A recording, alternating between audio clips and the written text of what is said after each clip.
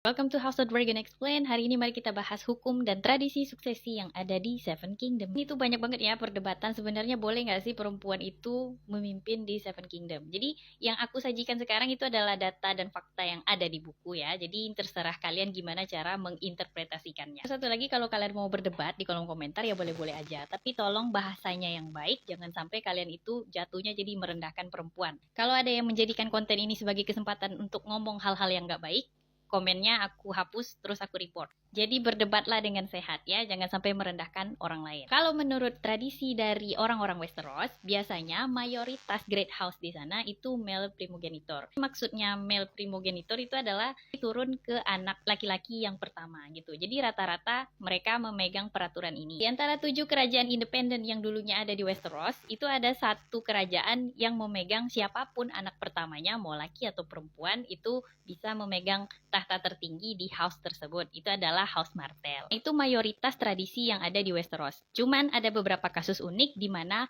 High Lord masing-masing house itu boleh banget nunjuk siapa yang dia mau. Contohnya Tywin Lannister.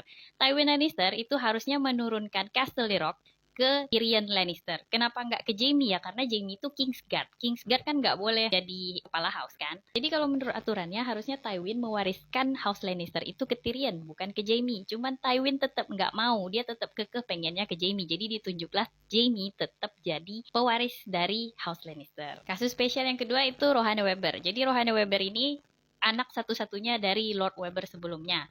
Dan dia boleh memerintah jadi kepala house ini asalkan dia menikah dan punya anak. Terus kedua, Lady Jane Arryn. Lady Jane Arryn ini bakal kita temui di House of Dragon season 2 ini. Memang belum muncul sih, nanti muncul. Jadi dia ini adalah kepala House Arryn, perempuan, oke? Okay? Terus kita lihat suksesi di House Targaryen.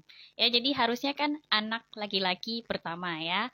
Ini Aegon, oke lah, raja pertama. Terus ke Aenys. Ini memang anaknya Aegon yang pertama. Tapi setelah Aenys, bukannya anak Aenys yang jadi raja, tapi malah Maegor gitu. Jadi ceritanya si Maegor ini membunuh keponakannya sendiri supaya dia bisa naik ke Iron Throne. Ceritanya panjang. Nah, terus abis Maegor, harusnya kan anaknya Maegor kan, tapi sayangnya anaknya Maegor gak ada gitu. Jadi yang naik itu next adalah Jaehaerys. Maegor sempat nunjuk Arya Targaryen jadi pewaris sebelum dia punya anak. Tapi Maegor sampai akhir hidupnya gak memiliki anak biologis. Kalau ngikutin pewaris yang ditunjuk, harusnya Arya Targaryen adalah ratu selanjutnya di Seven Kingdom. Nah, di pembukaan House of Dragon season 1 itu kan ada kayak Great Council untuk memilih pewaris yang baru. Di situ Viserys menang. Jadi setelah itu memang ada tulisannya ya, para Maester di Westeros itu bersepakat bahwa laki-laki lebih dulu peringkatnya daripada perempuan dalam hak ahli waris. Kemudian datanglah si Rhaenyra ya. Rhaenyra ini adalah pewaris yang ditunjuk oleh ayahnya. Jadi dia itu memakai kasus spesial yang aku sebutin tadi itu, ada yang perempuan ditunjuk ayahnya jadi pewaris. Jadi pertanyaannya, apakah sah Rhaenyra itu ditunjuk jadi pewaris?